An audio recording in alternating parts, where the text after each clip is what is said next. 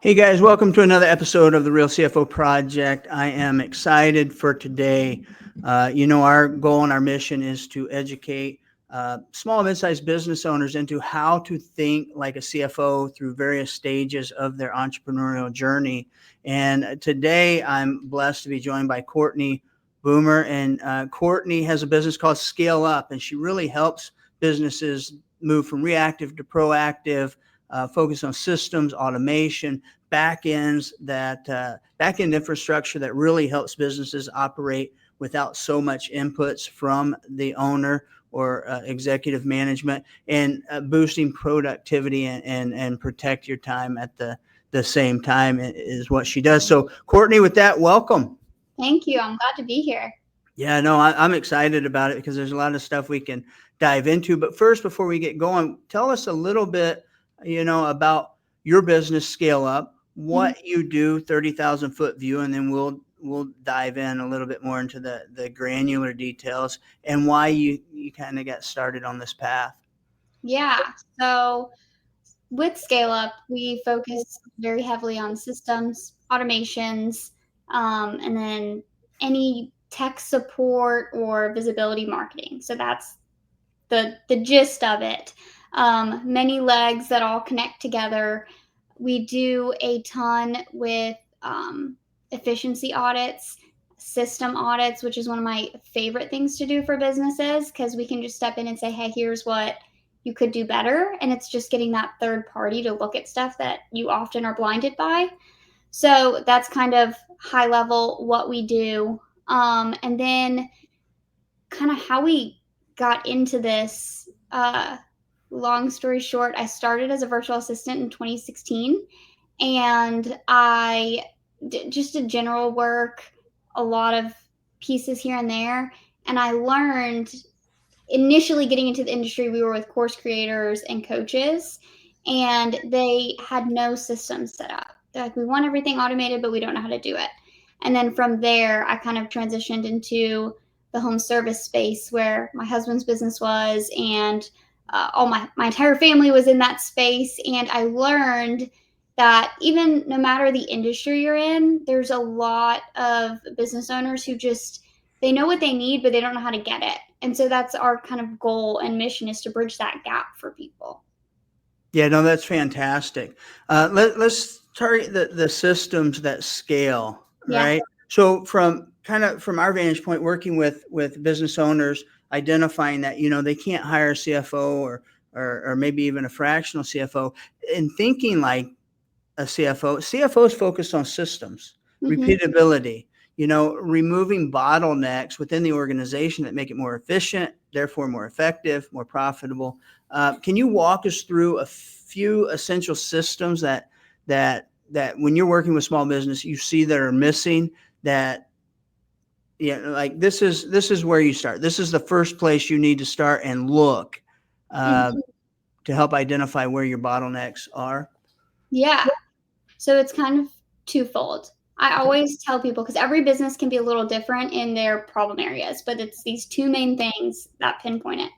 Number one, what's the thing you hate doing?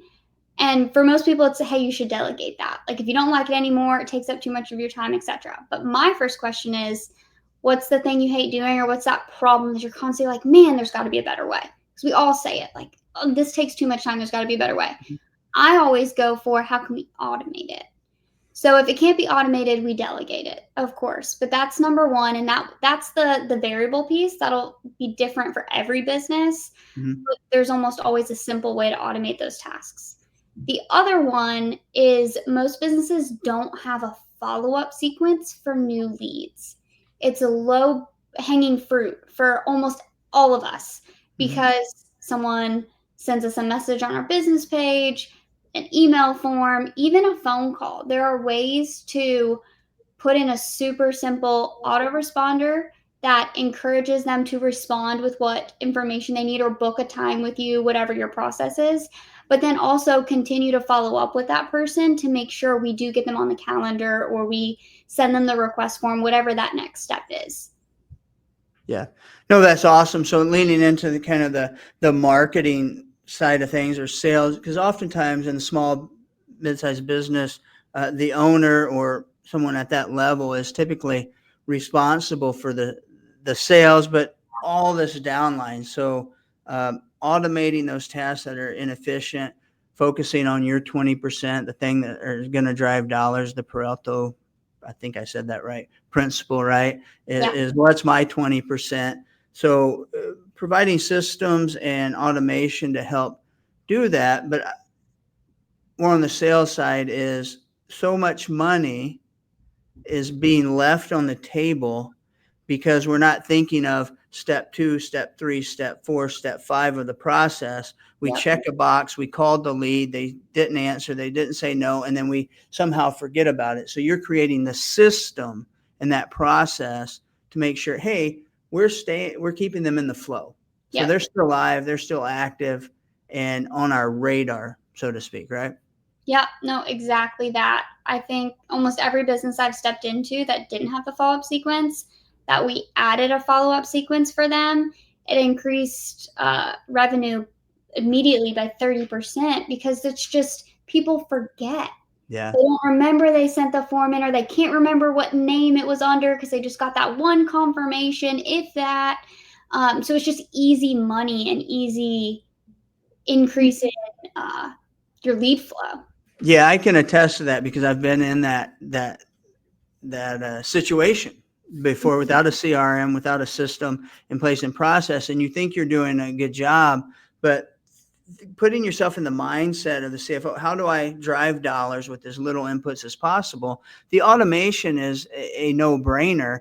The roadblock, I think, oftentimes, and you can correct me if I'm wrong, is they think it's so costly. They can't afford to do that. We're not big enough for a CRM or a system in place. For those business owners that say, I can't afford to invest $5, $10, $15,000 into a CRM to build it out, how would you suggest they get started? Yeah, it's actually not as expensive as you think. You don't normally need this crazy complex system. There are definitely situations in businesses where you need a custom CRM or a complex system. Most businesses can get away, at least starting out, for honestly upwards of 1 to 2 million mark with a simple pre-built software or CRM. There's tons of them out there, and they're normally 300 to 500 a month, and that's even like you could even go a little less depending on your business level. But $300 is definitely a good starting point on most platforms that are out there. Yeah, awesome. You mentioned the audit. What was the title of that, or what did you call that? The An efficiency study. efficiency study. Can you explain kind of what that is, and is that step one to this whole? It can be. Yeah, so it's one of my favorite things to do because I get that like bird's eye view and deep level view of most businesses before I step in and help them on the next step or recommend what they need for the next step. Maybe it's not my services, it's something else. So what it looks like typically is if it's a local client, I'll literally walk into their business and I will talk with each of their employees and say, what's your pain points? What's your issues? Is it a software thing? Is it a lack of processes? And I'm basically like a systems therapist for them for the time that I spend with them to pull out those like problems. And I don't give solutions right then. If it's a quick fix, I'm like, hey, just try this or change the setting or have you done this? But most of the time I'm just listening, and I take that and I then review it. I normally record the conversations and I just assess everything, and I look at what systems we can implement in their business. So, for example, a lot of people, it's software related.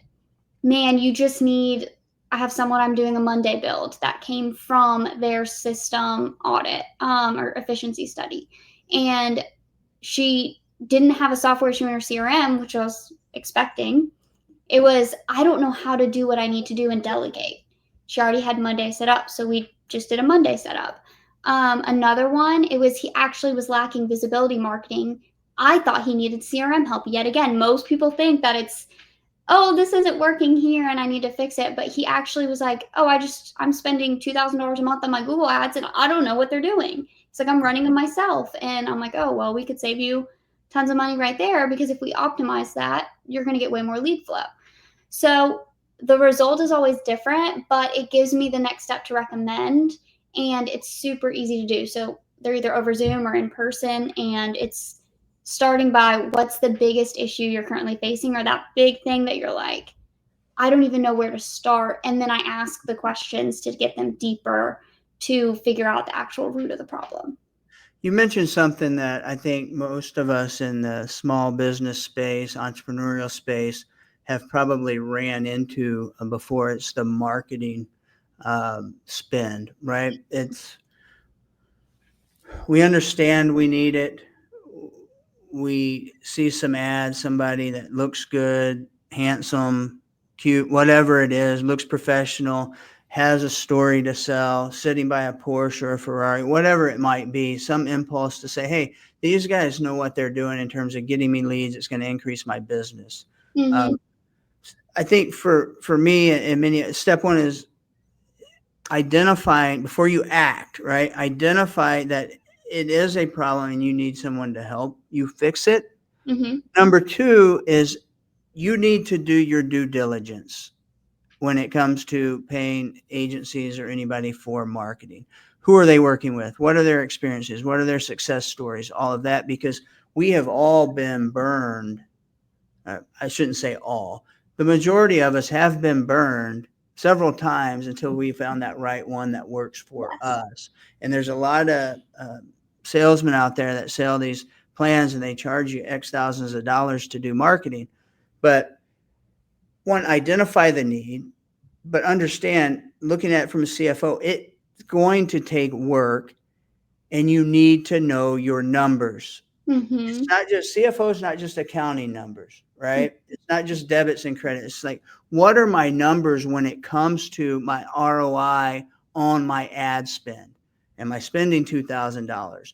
How much is it costing me per lead? How much is it costing me for conversion? And Yep. making that readily visible to an owner, right? Mm-hmm. It's Yep. very, very important. So I'm not against agencies or anything. They're important. They know what they're doing. But you need to have a deliverable so you're seeing on a dashboard or whatever, what's my spend, what's my ROI, cost Exactly. of conversion, everything, right? So that's what you help identify those needs and establish systems to do that. Oh yeah, 100%. We do actually most of our system builds in the last 6 months have been I don't know my numbers. I don't know how to get my CRM or my X, Y, and Z to give me the data. So we're extracting the data and putting it into basically a really pretty Google sheet. So it's easy to read and see, but that's automatically updating numbers in real time. So they have that data to make educated decisions. Because like you said, without that, you you don't really know what to do or where to go or where to put your money if you don't know how it's coming in, where it's coming from, what are Yeah. your best lead sources. Like that data is pertinent to that. Yeah. We just went through a case study that I can share with our business. We created some ads, we put some ads out, worked with an agency, they targeted right, and they generated the leads that we needed. Mm-hmm. It was almost shocking the level of the leads and the quality of them so they were doing their job. You know what the problem was? We couldn't close any deals. And Mm-hmm. it's like, why can't we close any deals? And I think we kind of went through trial and error and said, we're trying to sell this instead of meet people where they are, understand what they need. So we had to redefine our scripts, our process, our approach to say, hey, we're about value. We might not be a fit for you. We're not trying to sell you some $200,000 in tax savings. We're saying, where are you at? What do you have going on? How can we assist? And does it make sense for us to work together? So it was really more of a conversation, but it took us a few months to really dial that in. So without the numbers and the data, it would have been hard for us to identify what the real problem was. Yeah. And unfortunately, sometimes you got to look in the mirror and say the problem was you, Yeah. right? 100%. Oh, good, good. So we talked a lot about marketing, but I know Another key aspect of what you do is time, Yeah. right? We as entrepreneurs, when we first start out, we think, freedom. I need all this money. I need all this stuff, all these tangible things to call myself a success or say I've got freedom now. But truly, you're being owned and owned by your business. Uh, True freedom, at least in my eyes now, as I'm almost 50, is freedom of time. 100%. And I know you mentioned that in your bios. Like that's one of the things that you guys focus on. How do you do that? Yes. I just had the whole long conversation about this with someone yesterday. We always hear the term like, I want balance or I want this and that. And I'm a firm believer that in owning a business, there is no such thing as balance. It's just what are you present in that moment? How can you be present where you are? And my husband and I both own businesses. So we actually have 3 businesses in total, and we have 4 young kids. We homeschool. And those are all decisions we've made and things where we've sacrificed in other areas because we want to have those options and opportunities. So time is essential to us, especially knowing that we don't want to have our kids in daycare. We want them home with us. So how can we balance, so to say, our schedules and our time to be able to do those things? And so for me, everybody does this differently, but for me, and what I always talk with my clients about is what's your routine or your system that's going to work. My routine, I can recommend it, but you may not be able to do things the way I do things. So I'm a morning person. I get up before my kids and I work, and that's where my focus work is. I don't have clients emailing me. I don't have phone calls. I don't have to worry about Slack. Like I can just work on the projects or things that I know I need to get done. And so I know that's my focus time. So I always tell people, what's your focus time? Is it late at night? Is it in the middle of the day? Whatever it is, that's when you sit down and say, hey, I'm going to do this work because I know it requires that of me. And then I have time for my kids. And like at this time every day, we do our school, we hang out, we play. I have time for meetings, and then we have family time, we have activities time, and it's pretty structured, but it's flexible. But we're very intentional about what we say yes to because that means we're saying no to something else somewhere along the way. No, that's important. And, everybody's different. I like that you said that because, where I'm at in the stage of my life, I'm almost 50. My daughter just graduated high school. She's going off to college. They don't need me as much and don't need me to be present. My wife does her thing and she does need me to be present, but I thoroughly enjoy what I do.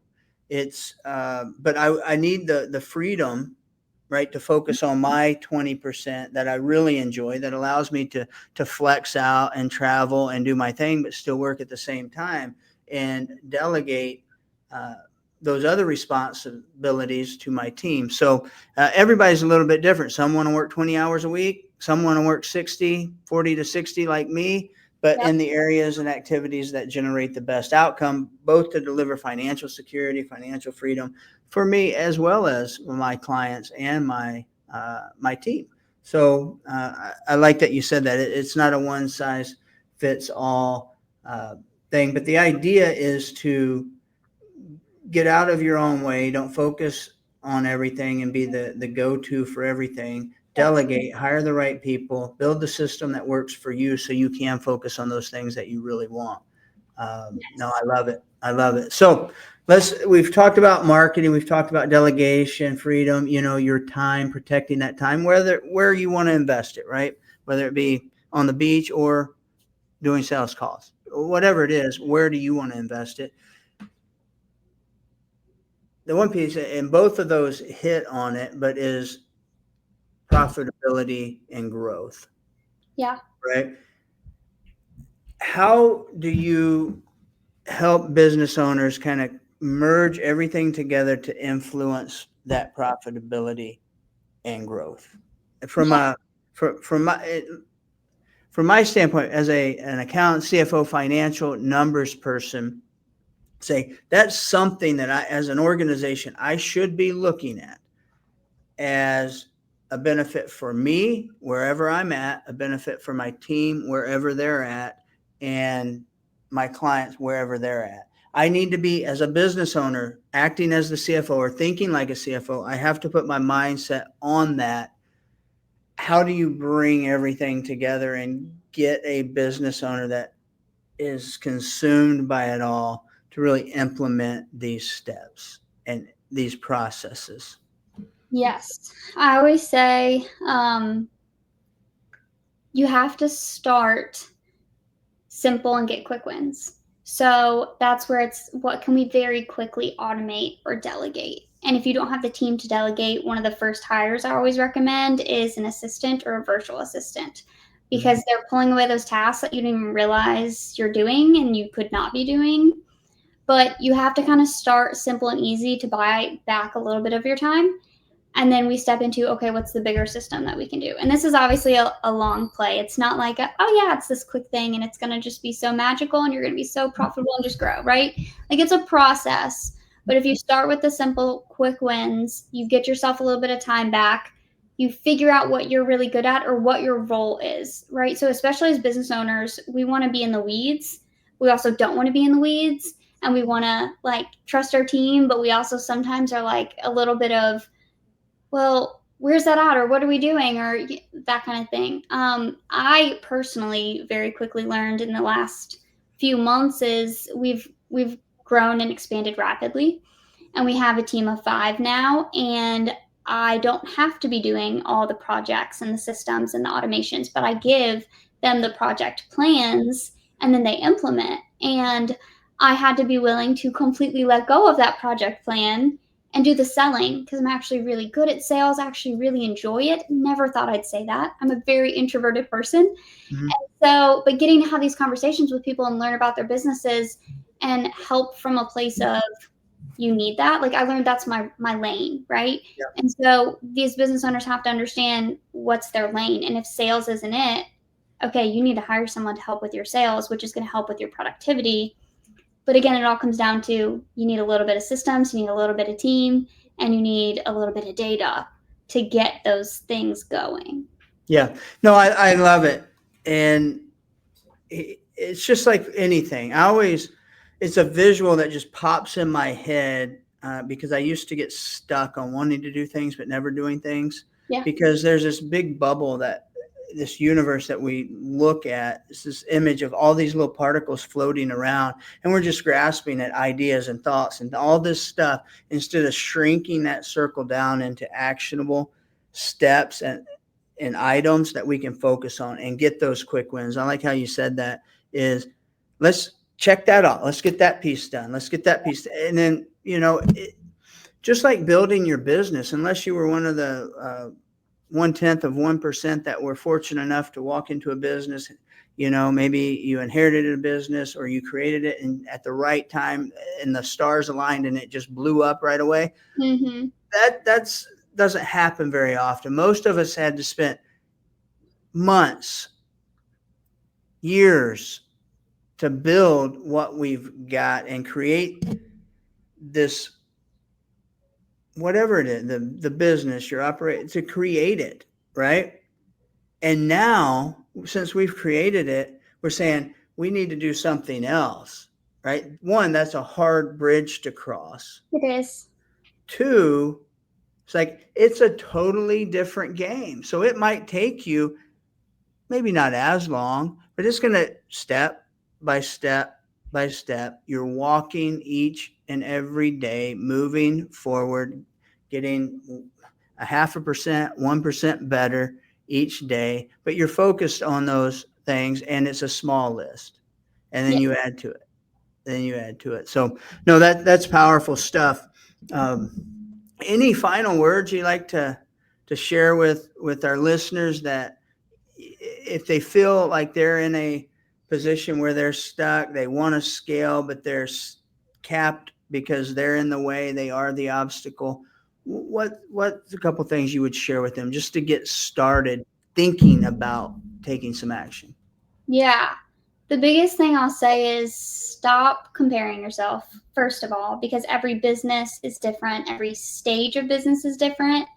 Stop looking at everyone's routines and systems and thinking that if you go to TikTok or Instagram or Facebook and you're going to say, I'm going to try their process, or I'm going to try what they do, it's probably not going to work. Because I did that for years, right? I'm like, I'm a mom, I have young kids at home, but I really love my business. I don't want to give it up. That's my creative outlet, is what I do for people.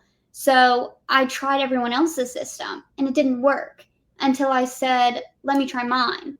And I don't get up and go work out and do all these things. I get up and go straight to my desk, make a cup of coffee, and I go straight to my desk and I work, because Yep. my brain is just ready for that at 5 a.m.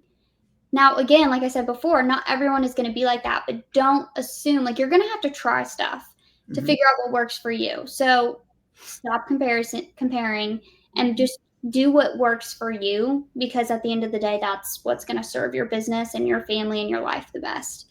And then don't assume you have to have all the shiny tech. I work with a lot of people who are like, oh, but I need this new software and I need this and I need that. If your CRM is Zapier and an email and a Google sheet and it works and you get results, don't change it just to change it. I have built many systems that are so simple, or I often will turn people away or say, you don't need that, you need this, even if it means less money or whatever, because if it's not going to serve your business, there's no point. So don't be consumed by all the things out there. You can truly start as simple as whatever's going to work for you to get it done. And then just focusing on the couple things you can do each day to get those wins and staying in your lane. I mean, if you're not good at sales, hire a salesperson. If you're not good at data, don't try to do the data. Like, bring someone in who can help you with that, because that's going to serve you the best. No, good stuff. Good stuff. Yeah. For all the small business owners out there, you need to start thinking high level from a standpoint of CFO, CEO. Doesn't mean you have to do everything, but the number one thing that I found successful for me is, like Courtney said, find what works for you, but be intentional about identifying the obstacles. Yes. Prioritize the obstacles and start knocking down the obstacles. It's a systematic process to do that. You can't go from A to Z. You have to step on B. You have to step on C. You have to do all the little things. And to her point, routine is very, very important. Find what works for you, but more importantly with that, be consistent with it. Consistency in whatever you do is going to lead to solid results. I can guarantee it. Be consistent. And if you lack on your routine for a couple of days, you can change it up depending on systems, but you need to flow back into that routine, because now you're not thinking about everything. You're in a flow state, so to speak, and that's in life, relationships, business, whatever, fitness, whatever it may be for you. So anyway, this was good stuff, Courtney. I appreciate you coming on. Where can folks find more information, see your content, maybe get some ideas and nuggets that they might be able to take some action on? Yeah, I'm the most active on Facebook. It's Scale Up with Courtney, and then same with Instagram. It's just at Scale Up with Courtney.